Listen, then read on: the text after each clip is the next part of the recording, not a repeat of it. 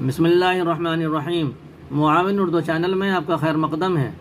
आज मुआविन उर्दू कायदे का सबक नंबर 31, मखलूत हरफों को तीनों हरकत के साथ पढ़ने की मश्क। भे रे ज़बर भर, फे लाम ज़बर फल, थे काफ ज़बर थक, ठे गाफ ज़बर ठग, झे टे ज़बर झट, छे ते ज़बर छत। ढे बे ज़बर ढब, घे रे ज़बर घर, भे दाल ज़बर भद।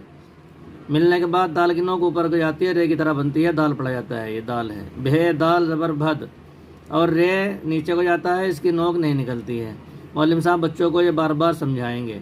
छे दाल जेर छिद, भे नून पेश भुन, धे नून पेश धुन, घे लाम पेश गुल, काफ छे पेश कुछ, ते झे पेश तुझ, चे खेज बर चक, रे खेज बर रख, लाम ठेज बर लट। चेड़ हेज बर चढ़, बेड़ हेज बर बढ़, पेड़ हेज बर पढ़, लाम खेज लिख, बे धे पेश बुध, सीन धे पेश सुध। भर फल थक ठग झट छत। ढब घर भद छिद भुन धुन। घुल कुछ तुझ चख रख लठ। चढ़ बढ़ पढ़ लिख बुध सुध। अस्सलामु अलैकुम वरहमतुल्लाहि वबरकातुहू।